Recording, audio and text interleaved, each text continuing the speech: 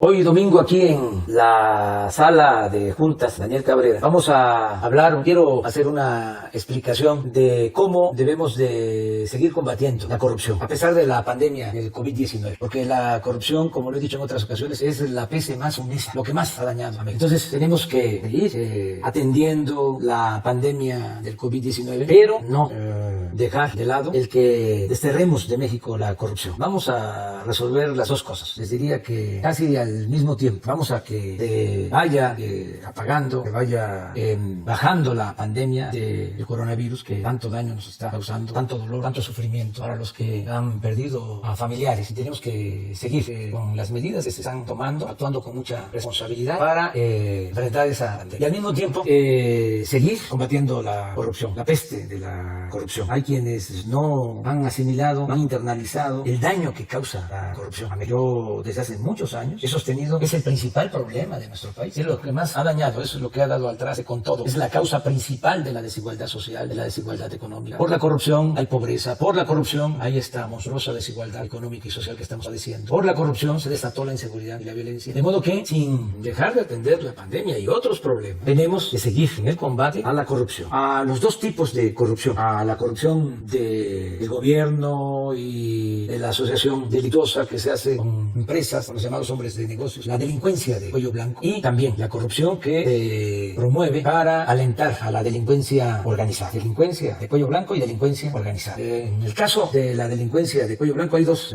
asuntos relevantes en estos días. El caso del señor Lozoya, que fue director de Pemex, que está como testigo colaborador y va a informar de cómo se entregaron sobornos para comprar la planta de fertilizantes a Altos Hornos México. Le compró esta planta, el gobierno le compró esta planta. Decía yo hace unos días que cuando les conviene son privatizadores y también cuando les conviene son estatistas, cambian de chaqueta.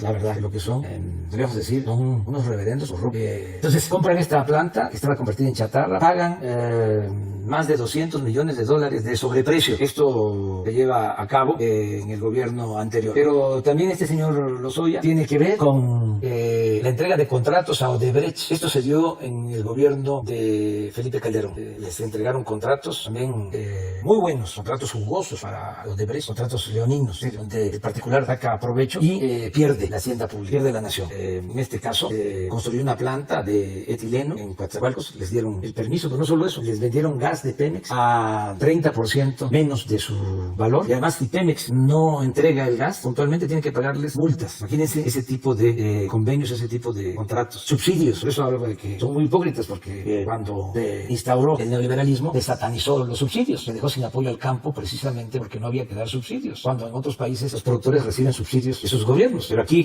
dijeron no al subsidio. Sin embargo, en este caso y en otros, pues entregaron subsidios. El caso más emblemático de subsidio es el de Fobaproa, el de convertir las deudas privadas de unos cuantos en deuda pública. Imagínense el subsidio que se le da a un grupo, a una minoría. Bueno, el caso de esta planta de Odebrecht se da ese subsidio, pero no solo eso, se les permite que reciban crédito de la banca de desarrollo Nacional Financiera, el Banco de Comercio Exterior, que son bancos públicos, le entregan créditos a Odebrecht. A cambio, los de Odebrecht entregan soborno a funcionarios. Todo esto al amparo del poder público. Llegaron a hacer una reunión del Consejo de Administración de Odebrecht en Los Pinos, con la presencia de Felipe Calderón. Bueno, eso está ahora ventilándose porque uno de los actores principales, el señor Lozoya, para que se le bajen las penas, se le quiten penas, castigos, está dispuesto a hablar. También va a decir cómo sobornaron a legisladores para que aprobaran, levantaran el dedo, levantaran la mano, ahora es todo electrónico, y aprobaran la llamada reforma energética. Cómo le entregaban dinero a senadores para que aprobaran la reforma energética, que es lo mismo, un buen negocio para particulares, un mal negocio para la nación. Menos producción petrolera, menos generación de energía eléctrica, aumento en los precios de las gasolinas, aumento en los precios de la energía eléctrica y canasteo para los particulares. Entonces, esa corrupción que tiene que terminar. Otro tema también de corrupción es el caso de la extradición de el que fue gobernador de Chihuahua, César Duarte. Se sabe que tiene muchas propiedades en México y en Estados Unidos. Este es un asunto también importante porque el dinero pues se sustrae de la hacienda pública, sea el presupuesto estatal o federal. El presupuesto es dinero del pueblo. Entonces estos bienes que se adquieren con corrupción deben de regresar a la hacienda pública, deben de regresar al pueblo. Nosotros vamos a solicitar a Estados Unidos, ya lo estamos haciendo, que recuperen bienes mal habidos, bienes que pertenecen a México. En este caso lo mismo, ¿no? Negocios de todo tipo. Quedó endeudado el estado de Chihuahua. Me tocó ir con el actual gobernador Corral a ver un hospital que habían inaugurado, pero era nada más la fachada como escenografía. Cortaron hasta el listón y pasando la fachada, obra negra. Ahí está el hospital. Tenemos el compromiso de que lo vamos a construir. No puedo decir a terminar porque es casi empezar de cero. Lo que dejaron fueron nada más los cimientos. La obra negra falta muchísimo, pero bueno, tiene que terminar ese hospital. Y está este caso de Duarte. Esto por lo que tiene que ver con la delincuencia de cuello blanco, que implica a partidos, implica a gobiernos municipales, estatales, autoridades federales, desde luego a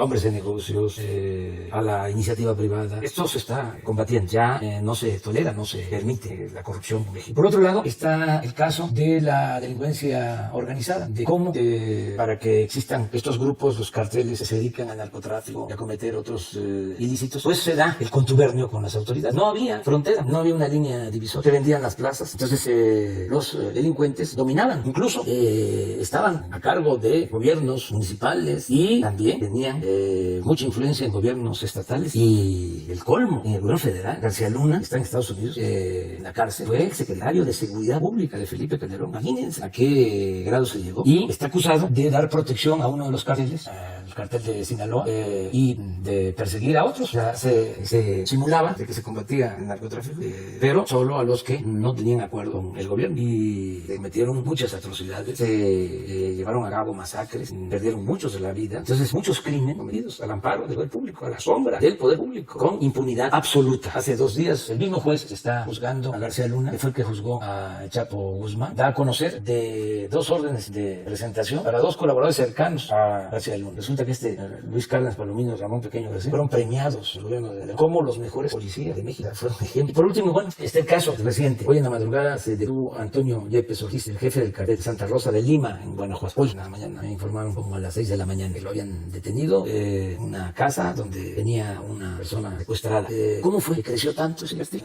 Al grado de que Guanajuato se convirtió en el estado más violento del país. Tiene el 15% de los homicidios que se cometen en todo el país. 15% en Guanajuato. Es decir, si hay 100 homicidios, 15 se cometen en Guanajuato algún día. Y hay días de 20 homicidios, de 25 homicidios. ¿Cómo creció? ¿Cómo fue que se da este caso en Guanajuato? Bueno, lo mismo, la complicidad, las componentes con autoridades municipales, con autoridades estatales, la impunidad. Entonces, ya que la Secretaría de la Defensa, con el apoyo del gobierno del Estado, lograron esta detención. Es importante, muy importante. Desde luego, hay que seguir defendiendo las causas que originan la violencia. En primer lugar, que no haya pobreza, que los jóvenes sean atendidos, no darle la espalda a los jóvenes para que no los enganchen, no se los lleven los delincuentes. En segundo lugar, que no haya corrupción y que no haya impunidad, que la autoridad no proteja a la delincuencia y que se acabe aquello de que te engañan persiguiendo a una banda y protegiendo a otra. La ley tiene que aplicarse por pareja. No a la corrupción, no a la impunidad y en todos los casos procurar recuperar lo que ilegalmente le ha sustraído de la hacienda pública, lo que le ha quitado al pueblo y a la nación. Vamos a seguir adelante. Por eso tengo mucha fe de que a pesar de esa pandemia del coronavirus que tanto daño ha causado y a pesar de los pesares, vamos a salir adelante porque no somos iguales. Ahora se separó el poder económico del poder político. El gobierno ya no está secuestrado, no está al servicio de un grupo, no está al servicio de la delincuencia de cuello blanco ni al servicio de la delincuencia organizada. El gobierno representa a todos, a ricos y a pobres. El gobierno está comprometido a que haya justicia y que se acabe la corrupción. Si limpiamos de corrupción al gobierno y se acaba la impunidad, se va a lograr el renacimiento de México. Ojalá y eso se vaya entendiendo. No es poca cosa acabar la corrupción. Y tenemos esa firme convicción y somos perseverantes. Va a acabar la corrupción, se va a desterrar la corrupción y la impunidad. Y tenemos autoridad para hacer autoridad moral y autoridad política. Y afortunadamente contamos con el respaldo de la mayoría de la gente. Muchas gracias por la confianza. Y vamos adelante, no perdamos la fe. Ánimo.